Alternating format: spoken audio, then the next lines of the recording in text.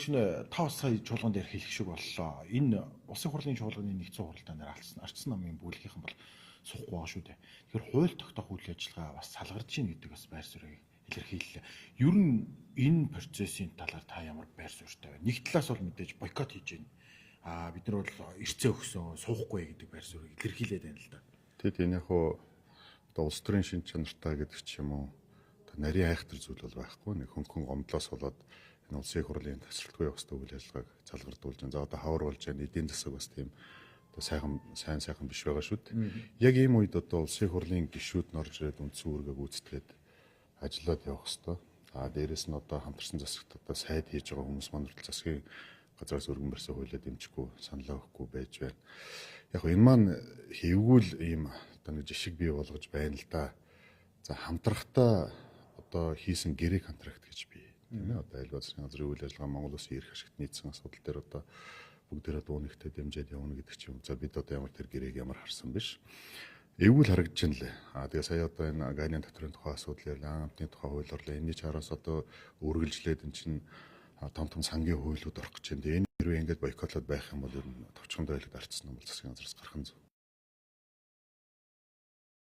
Үндэсний эвсэл маань сууж байна. За хүн намынхан хүнээрээ байхгүй байна гэдэг чинь Монгол Улсын төрийн үйл ажиллагааг саад тодорхой бий болгож байна. Тийм ч сая бол эвгүй л харагдж байгаа ихэнх гишүүд хэлсэн. За тэр ардсан намын улсын хурлын гишүүдийг сонгосон орон нутгийнх нь иргэд бас харж байгаа байх. За яг одоо тэр одоо болсон үйл явдал бол хоёр хүний хоорондын асуудал. Гэтэл энэ чинь цаана Монгол төрийн үйл ажиллагаа доктортой байх ёстой гэдэг өнцгөөс би бол хэлсэн. За яг үнэхээр ингээд цаашдаа хамтраад явах гэж байгаа засгийн газраас гарсан дээр давчуу газар имэйл хазаараа авцгаах гэж үг гэдэг хамгийн муухай зан. За тэр хоёр хүнийхээ асуудлыг хооронд нь одоо уулзуулаад учрыг нь олуулаад болчих асуудал дээр бүтнээр одоо бүлэг тэр чигтээ байсангүй шүү дээ. Ингэж улс төр хийж болохгүй л дээ. Тийм учраас энэ засгийн газарт одоо байж байгаа нэгч одоо ардсан намын сайд нь байсангүй. За бүлэг нь эсвэл засгийн газарт байгаа гишүүд нь хоорондоо уулзраа болохгүй байгаа юм. За энэ бол тэдний л асуудал. Гэтэл цаана ард түмний маш том эрх ашиг байж байгаа нэг цугааг нь бол эвгүй харагдчихлаа гэсэн байр сууриас хэлсэн би. Гэхдээ шинэ эндээс бас ерөнхий сайдын хэлсэн үгээр энэ парламентыг хүндлэхгүй ч гэдэг юм уу институт хоорондын зөрчил явагдаад байгаа юм шүү. Ерөнхийдөө одоо улсын хурлын дээрээ одоо төрийн эрх барих дээд байгууллага эсвэл засгийн газрын төрийн эрх барих дээд байгууллагагүй юу гэдэг асуудал яригадаад байна гэж одоо нөгөө талаас бол ярьж тайлбарлаад байна шүү дээ. Институт хоорондын зөрчил гэж би харахгүй байна.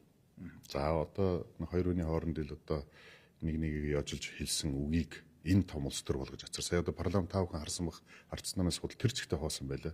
Бүгдээрээ эрдсэндээ орцсон бойкот хийж албаар саналын эсрэг гаргаж харагдаж шít. Гэтэл энэ төр ч маш олон ардсан намын одоо харьяаны засгийн газрын гишүүд байж шít. Эдгээр маань ягаад засгийн газраас оруулж ирсэн асуудлыг дэмжихгүй. За сая хамгийн сүүлд орсон хууль бол галын дотрыг тэглэх тухай хууль байсан. Газар дээр юу гурилын тийм ээ. Энд чинь одоо хаврын тариалт хаврын нэг өдөр намрын 10 өдөртэй тэмцдэг. Цаг нартаа уралдаж ажил хийх Улаанбаатараа тарих уу, Рапсаа тарих уу, гурилын үйлдвэрүүд нь яахаа мэдхээ болчихсон ийм үе засгийн газрын гишүүд бүрэн мөрөлдөхөнөр байхгүй гэж юу гэсэн үг. Институт хоорондын зөрчлөө нэтэрэг үл үгүй бах. Хоёр хүний хооронд болсон асуудал. Засгийн газрын үйл ажиллагаа явж байна. Улсын хурлын үйл ажиллагаа таслахгүй явж байгаа сая Монгол Ардын намын гишүүд бүгдээрээ байлаа. Иргэний зөргийн нам маань байж ялаа. Үндэсний эвслийнхэн сууж ялаа. Хүн намын гишүүд маань сууж ялаа тийм. Хэрвээ яг одоо нэг үгэлэхэд хэрвээ ингэж цаашдаа хамтрах гэж байгаа бол засгийн газраас гарах нь зөв. Улс төрөө тусдаа хийгээд явах нь зөв. За ардсан намын дарган цай байсангүй шүү дээ. Гэрээ контракт хийсэл байдаараа Монгол Ардын намтай гэрээнийхээ үүргээ биелүүлэхгүй байна. Нэг талдаа энэний чинь цаана үндэсний аюулгүй байдал, хүнсний аюулгүй байдал маш олон асуудал байна шүү. Одоо том баялагын сан гэдэг том хуулиуд орж ирсэн. Эдгээр хэрвээ ингэж бойкотлоод байх юм бол эдний намтай хамтрах юм шаардлагатай. Засгийн газраас гарах нь зөв гэж тавьчихсан.